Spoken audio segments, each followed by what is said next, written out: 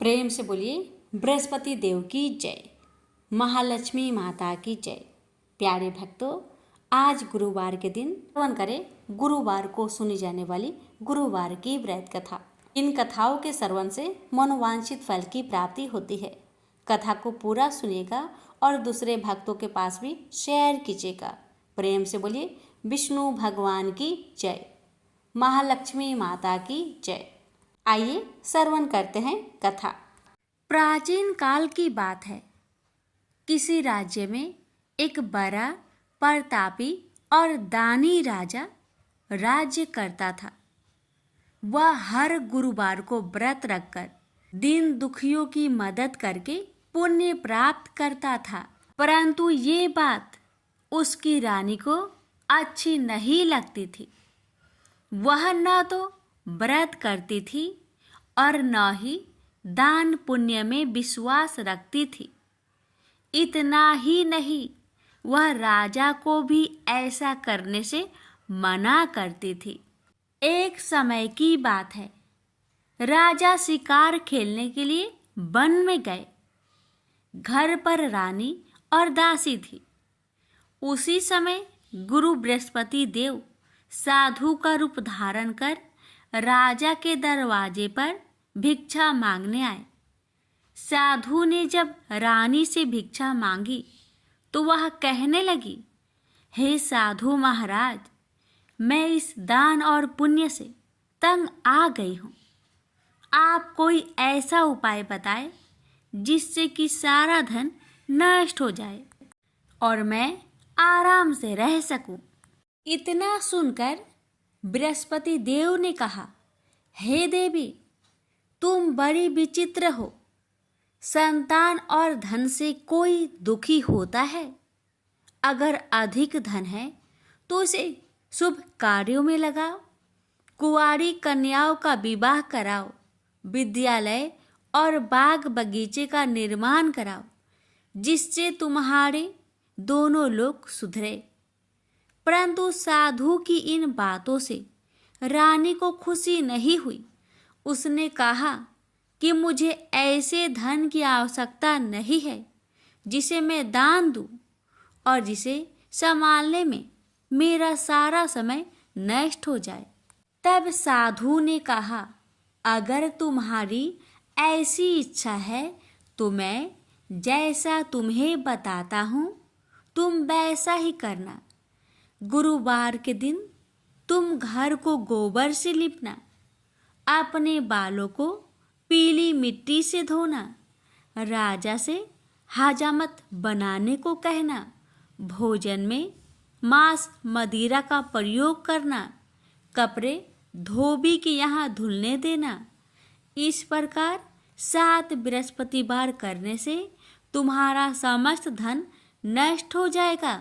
इतना कहकर साधु के रूप में बृहस्पति देव अंतर्ध्यान हो गए। साधु के अनुसार कई बातों को पूरा करते हुए रानी को केवल 3 बृहस्पतिवार ही बीते थे कि उसकी समस्त धन संपत्ति नष्ट हो गई। भोजन के लिए राजा का परिवार तरसने लगा। तब एक दिन राजा ने रानी से बोला कि हे रानी, तुम यहीं रहो, मैं दूसरे देश को जाता हूँ, क्योंकि यहाँ पर सभी लोग मुझे जानते हैं, इसलिए मैं कोई छोटा कार्य नहीं कर सकता। ऐसा कहकर राजा दूसरे देश चला गया। वहाँ वह जंगल से लकड़ी काट कर लाता और शहर में बेचता। इस तरह वह अपना जीवन व्यतीत करने लगा। इधर राजा के परदेश जाते ही रानी और दासी दुखी रहने लगी। एक बार जब रानी और दासी को 7 दिन तक बिना भोजन के रहना पड़ा तो रानी ने अपनी दासी से कहा, हे दासी, पासी के नगर में मेरी बहन रहती है। वह बड़ी धनवान है, तो उसके पास जा और कुछ ले आ, ताकि थोड़ी बहुत गुजर बसर हो जाए। दासी रानी की बहन के पास गई उस दिन गुरुवार था और रानी की बहन उस समय बृहस्पतिवार व्रत की कथा सुन रही थी। दासी ने रानी की बहन को अपनी रानी का संदेश दिया, लेकिन रानी की बड़ी बहन ने कोई उत्तर नहीं दिया। जब दासी को रानी की बहन से कोई उत्तर नहीं मिला तो वह बहुत दुखी हुई और उसे क्रोध भी आया। दासी ने वापस आकर रानी को सारी बात बता दी। ये सुनकर रानी ने अपने भाग्य को कोसा। उधर रानी की बहन ने सोचा कि मेरी बहन की दासी आई थी, परंतु मैं उससे नहीं बोली, इससे वह बहुत दुखी हुई होगी। कथा सुनकर और पूजा समाप्त करके वह अपनी बहन के घर आई और कहने लगी, हे बहन, मैं बृहस्पतिवार का व्रत कर रही थी। तुम्हारी दासी मेरे घर आई थी, परंतु जब तक कथा होती है तब तक ना तो उठते हैं और ना ही बोलते हैं, इसलिए मैं नहीं बोली। बताओ दासी, क्यों आई थी? रानी बोली, बहन, तुमसे क्या छिपाऊं? हमारे घर में खाने तक को अनाज नहीं था। ऐसा कहते कहते रानी की आंखें भर आई। उसने दासी समेत पिछले 7 दिनों से भूखे रहने तक की बात अपनी बहन को विस्तार पूर्वक सुना दी। रानी की बहन बोली, देखो बहन, भगवान बृहस्पति देव सबकी मनोकामना को पूर्ण करते हैं। देखो, शायद तुम्हारे घर में अनाज रखा हो। पहले तो रानी को विश्वास नहीं हुआ, पर बहन के आग्रह करने पर उसने अपनी दासी को अंदर भेजा तो उसे सचमुच अनाज से भरा एक घड़ा मिल गया। यह देखकर दासी को बड़ी हैरानी हुई। दासी रानी से कहने लगी, हे रानी, जब हमको भोजन नहीं मिलता तो हम व्रत ही तो करते हैं, इसलिए क्यों न इनसे व्रत और कथा की विधि पूछ ली जाए ताकि हम भी व्रत कर सके। तब रानी ने अपनी बहन से बृहस्पतिवार व्रत के बारे में पूछा। उसकी बहन ने बताया, बृहस्पतिवार के व्रत में चने की दाल और मुनक्का से विष्णु भगवान का केले के जड़ में पूजन करें तथा दीपक जलाए, व्रत कथा सुने और पीला भोजन ही करे। इससे बृहस्पति देव प्रसन्न होते हैं। व्रत और पूजन विधि बताकर रानी की बहन अपने घर लौट आई। 7 दिन के बाद जब गुरुवार आया तो रानी और दासी ने व्रत रखा। घुड़सार में जाकर चना और गुड़ लेकर आई। फिर उससे केले की जड़ तथा विष्णु भगवान का पूजन किया। अब पीला भोजन कहाँ से आए? इस बात को लेकर दोनों बहुत दुखी थे। चूंकि उन्होंने व्रत रखा था, इसलिए बृहस्पति देव उनसे प्रसन्न थे। इसलिए वे एक साधारण व्यक्ति का रूप धारण कर 2 थालों में सुंदर पीला भोजन दासी को दे गए। भोजन पाकर दासी प्रसन्न हुई और फिर रानी के साथ मिलकर भोजन ग्रहण किया। उसके बाद वे सभी गुरुवार को व्रत और पूजन करने लगी।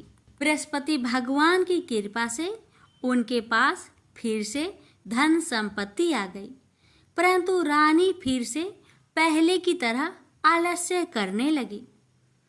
तब दासी बोली, देखो रानी, तुम पहले भी इस प्रकार आलस्य करती थी। तुम्हें धन रखने में कष्ट होता था, इस कारण सभी धन नष्ट हो गया, और अब जब भगवान बृहस्पति की कृपा से धन मिला है तो तुम्हें फिर से आलस्य होता है। रानी को समझाते हुए दासी कहती है कि बड़ी मुसीबतों के बाद हमने यह धन पाया है, इसलिए हमें दान पुण्य करना चाहिए, भूखे मनुष्य को भोजन कराना चाहिए और धन को शुभ कार्य में खर्च करना चाहिए, जिससे तुम्हारे कुल का यश बढ़ेगा, स्वर्ग की प्राप्ति होगी और पितृ प्रसन्न होंगे। दासी की बात मानकर रानी अपना धन शुभ कार्य में खर्च करने लगी, जिससे पूरे नगर में उसका यश फैलने लगा। बृहस्पतिवार व्रत कथा के बाद श्रद्धा के साथ आरती की जानी चाहिए। इसके बाद प्रसाद बांटकर उसे ग्रहण करना चाहिए। एक दिन राजा दुखी होकर जंगल में एक पेड़ के नीचे आसन जमाकर बैठ गया। वह अपनी दशा को याद करके व्याकुल होने लगा। बृहस्पतिवार का दिन था। एकाएक उसने देखा कि निर्जन वन में एक साधु प्रकट हुए। वह साधु भेष में स्वयं बृहस्पति देवता थे। लकड़हारे के सामने आकर बोले, हे लकड़हारे, इस सुनसान जंगल में तू चिंतामग्न क्यों बैठा है? लकड़हारे ने दोनों हाथ जोड़कर प्रणाम किया और उत्तर दिया, महात्मा जी, आप सब कुछ जानते हैं, मैं क्या कहूँ? यह कहकर रोने लगा और साधु को अपनी आत्मकथा सुनाई। महात्मा जी ने कहा, तुम्हारी स्त्री ने बृहस्पति के दिन बृहस्पति भगवान का निरादर किया है, जिसके कारण रुष्ट होकर उन्होंने तुम्हारी यह दशा कर दी। अब तुम चिंता को दूर करके मेरे कहने पर चलो तो तुम्हारे सब कष्ट दूर हो जाएंगे और भगवान पहले से भी अधिक संपत्ति देंगे। तुम बृहस्पतिवार के दिन कथा किया करो। 2 पैसे के चने मुनक्का लाकर उसका प्रसाद बनाओ और शुद्ध जल से लोटे में शक्कर मिलाकर अमृत तैयार करो। कथा के पश्चात अपने सारे परिवार और सुनने वाले प्रेमियों में अमृत व प्रसाद बांटकर आप भी ग्रहण करो। ऐसा करने से भगवान तुम्हारी सब मनोकामनाएं पूरी करेंगे। साधु के ऐसे वचन सुनकर लकड़हारा बोला, हे प्रभु, मुझे लकड़ी बेचकर इतना पैसा नहीं मिलता जिससे भोजन के उपरांत कुछ बचा सकूं। मैंने रात्रि में अपने स्त्री को व्याकुल देखा है और मेरे पास कुछ भी नहीं जिससे मैं उसकी खबर मंगा सकूं। साधु ने कहा, हे लकड़हारे, तुम किसी बात की चिंता मत करो। बृहस्पति के दिन तुम रोजाना की तरह लकड़ियां लेकर शहर को जाओ। तुम्हारे रोज से दुगुना धन प्राप्त होगा, जिससे तुम भली भांति भोजन कर लोगे तथा बृहस्पति देव की पूजा का सामान भी आ जाएगा। इतना कहकर साधु अंतर्ध्यान हो गए। धीरे धीरे समय व्यतीत होने पर फिर वही बृहस्पतिवार का दिन आया।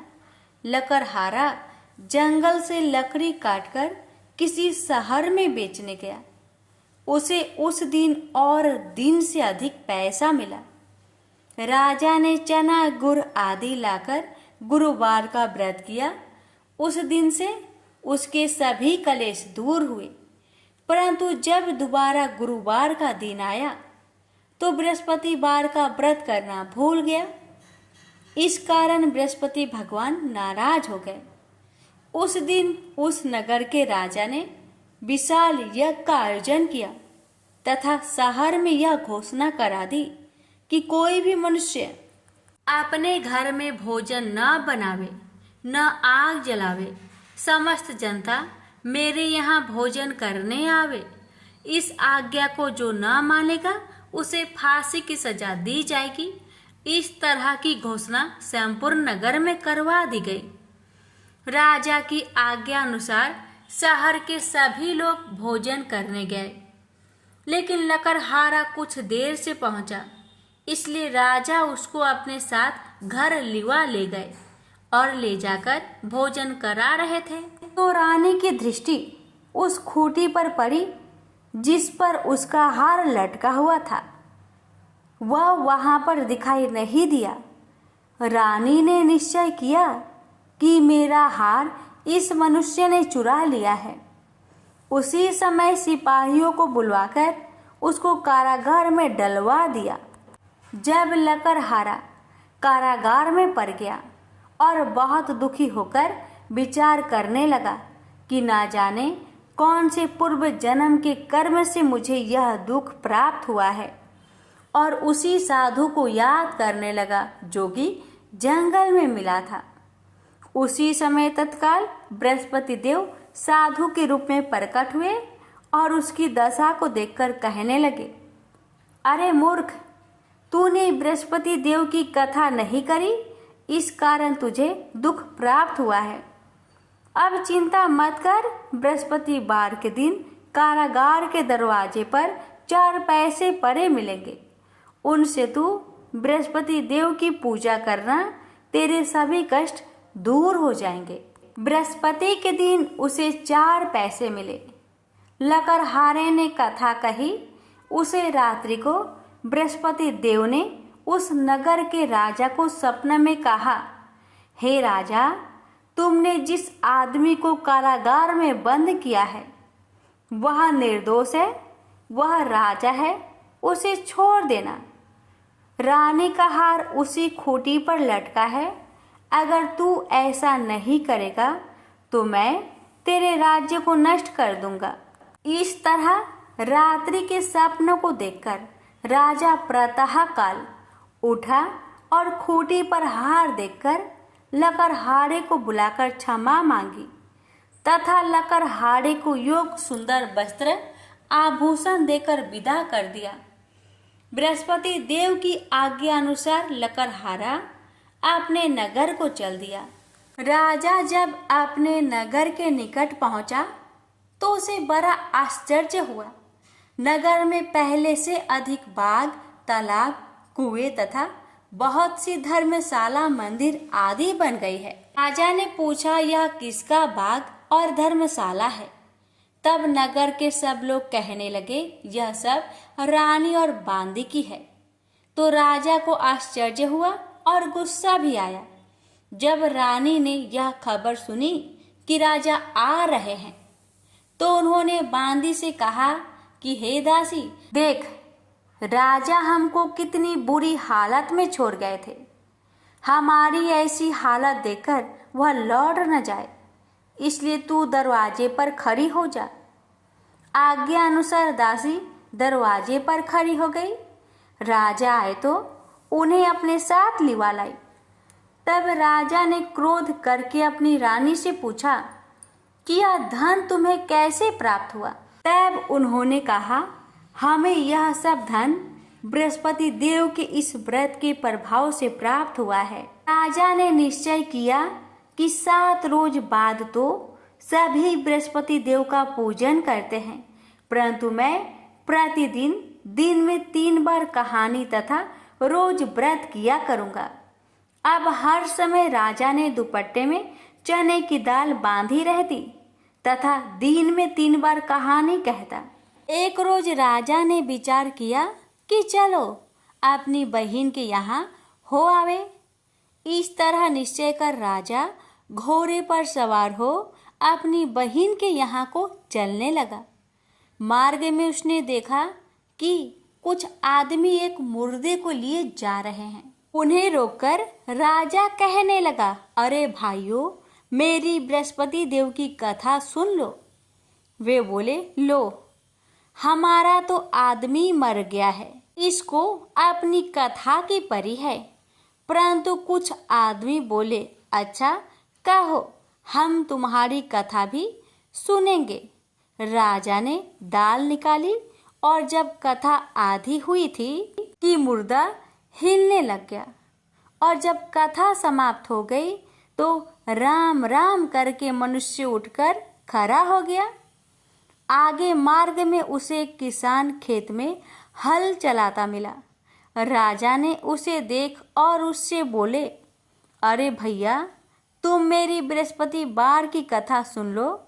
किसान बोला, जब तक मैं तेरी कथा सुनूंगा तब तक 4 हरैया जोत लूंगा। जा अपनी कथा किसी और को सुनाना। इस तरह राजा आगे चलने लगा।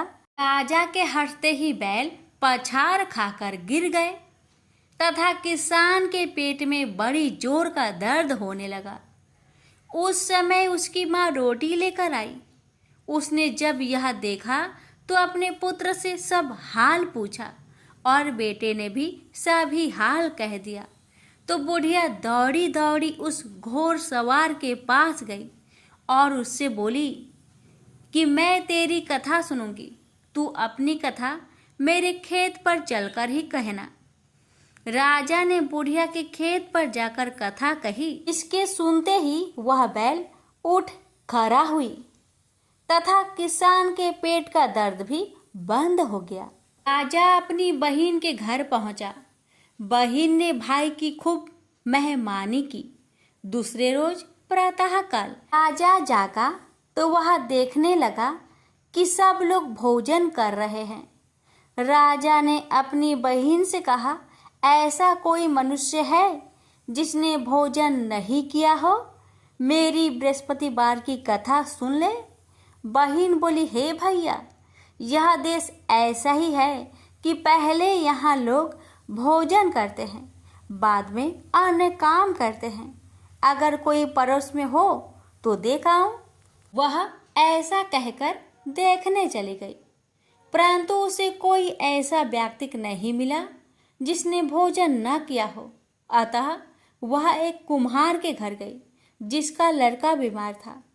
उसे मालूम हुआ कि उनके यहाँ 3 रोज से किसी ने भोजन नहीं किया है। रानी ने अपने भाई की कथा सुनने के लिए कुम्हार से कहा। वह तैयार हो गया।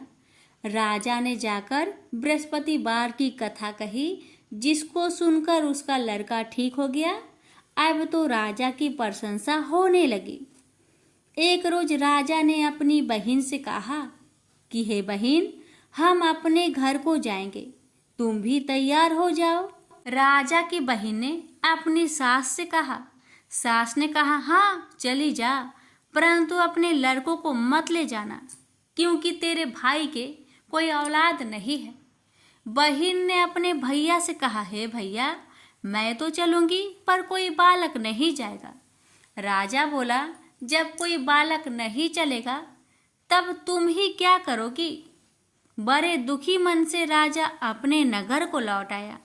राजा ने अपनी रानी से कहा, हम निरवंशी है, हमारा मुंह देखने का धर्म नहीं है और कुछ भोजन आदि नहीं किया। रानी बोली, हे प्रभु, बृहस्पति देव ने हमें सब कुछ दिया है, वह हमें औलाद अवश्य देंगे। उसी रात को बृहस्पति देव ने राजा से सपने में कहा, हे राजा, उठ, सभी सोच त्याग दे, तेरी रानी गर्भ से है। राजा को यह बात सुनकर बड़ी खुशी हुई। 9वें महीने में उसके गर्भ से एक सुंदर पुत्र पैदा हुआ। तब राजा बोला, हे रानी, स्त्री बिना भोजन के रह सकती है, पर बिना कहे नहीं रह सकती। जब मेरी बहन आवे तुम उससे कुछ मत कहना। रानी ने सुनकर हाँ कर दिया। जब राजा की बहन ने यह शुभ समाचार सुना तो वह बहुत खुश हुई तथा बधाई लेकर अपने भाई के यहाँ आई। तभी रानी ने कहा, घोड़ा चढ़कर तो नहीं आई, गधा चढ़ी आई। राजा की बहन बोली, भाभी, मैं इस प्रकार न कहती तो तुम्हें औलाद कैसे मिलती? बृहस्पति देव ऐसे ही हैं, जैसी जिसके मन में कामनाएं हैं सभी को पूर्ण करते हैं। जो सदा भावना पूर्वक बृहस्पतिवार का व्रत करता है एवं कथा पढ़ता अथवा सुनता है, दूसरों को सुनाता है, बृहस्पति देव उसकी सभी मनोकामना पूर्ण करते हैं। तो प्रेम से बोलिए, बृहस्पति भगवान की जय हो। भारतवर्ष के सौराष्ट्र देश में द्वापर युग की यह कहानी हुई है। सौराष्ट्र में उस समय भद्रश्रवा नाम के राजा थे। वे बड़े पराक्रमी राजा थे। 4 वेद, 6 शस्त्र, 18 पुराणों का उन्हें ज्ञान था। उनकी रानी का नाम सूरत चंद्रिका था।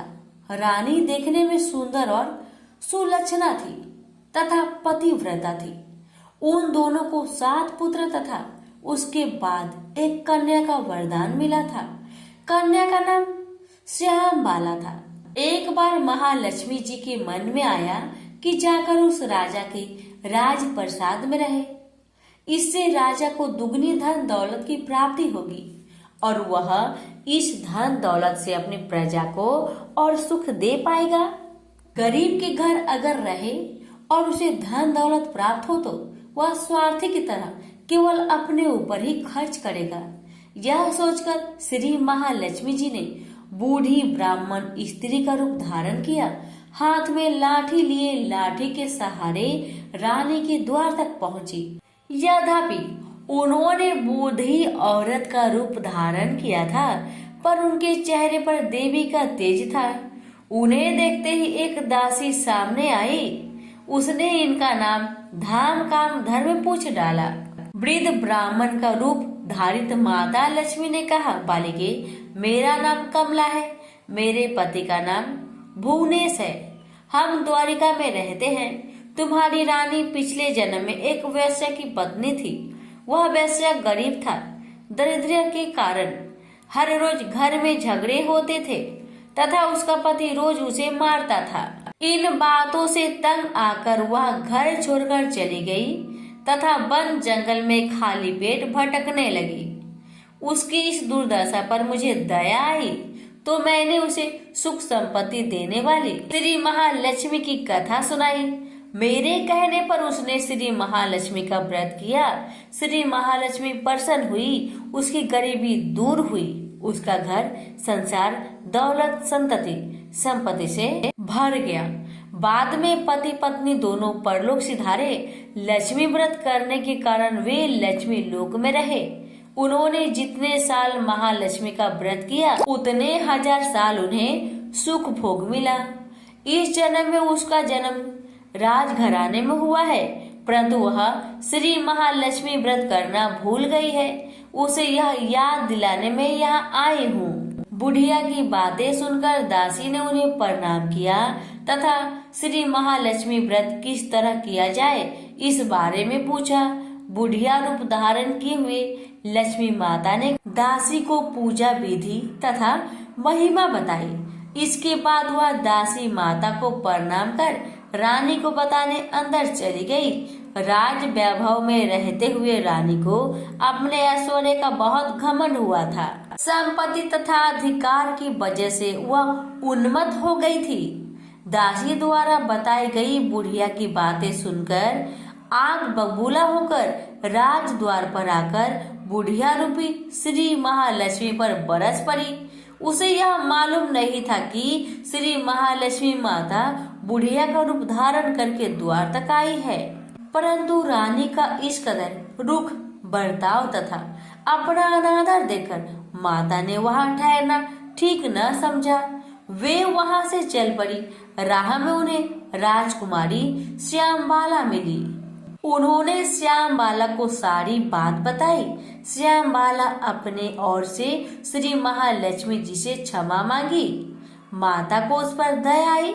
उन्होंने श्यामबाला को श्री महालक्ष्मी व्रत के बारे में बताया। उस दिन अगहन माह का प्रथम गुरुवार था। श्यामबाला ने परम श्रद्धा से श्री महालक्ष्मी का व्रत रखा। फलस्वरूप राजा सिद्धेश्वर के सुपुत्र मालाधर से उसका विवाह हुआ। वह धन दौलत ऐश्वर्य वैभव से माला माल हो गई। पति के साथ ससुराल में आनंद से दिन बिताने लगी। इधर श्री महालक्ष्मी रानी पर प्रकोप हुआ। फलस्वरूप राजा भद्रश्रवा का राज्य एवं राज कारोबार नष्ट हो गया। यहाँ तक कि खाने के भी लाले पड़ गए। ऐसी हालत में एक दिन रानी ने राजा से निवेदन किया, हमारा दामाद इतना बड़ा राजा है, धनवान है, ऐश्वर्यशाली है, क्यों न उसके पास जाए, अपना हाल उसे बताए, वह जरूर हमारी मदद करेगा। इस बात पर राजा भद्रश्रवा दामाद के पास रवाना हुए। राज्य में पहुंचकर एक तालाब के किनारे थोड़ी देर विश्राम लेने के लिए ठहरे।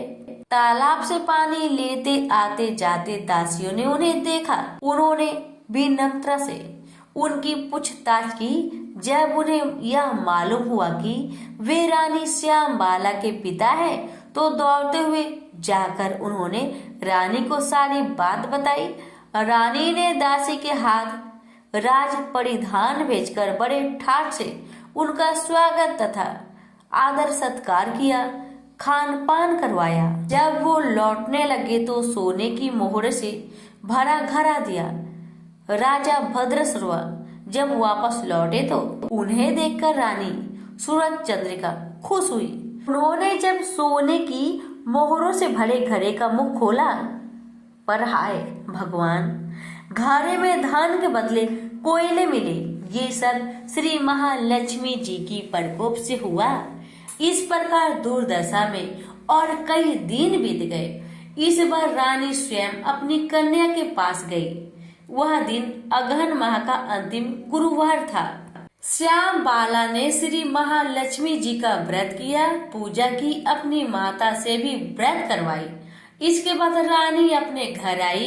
श्री महालक्ष्मी का व्रत रखने पर उसे फिर से अपना राजपाट, धन दौलत, ऐश्वर्य प्राप्त हुआ। वह फिर से सुख शांति आनंदमय जीवन बिताने लगी। कुछ दिनों के बाद राजकन्या श्यामबाला अपने पिता के घर आई।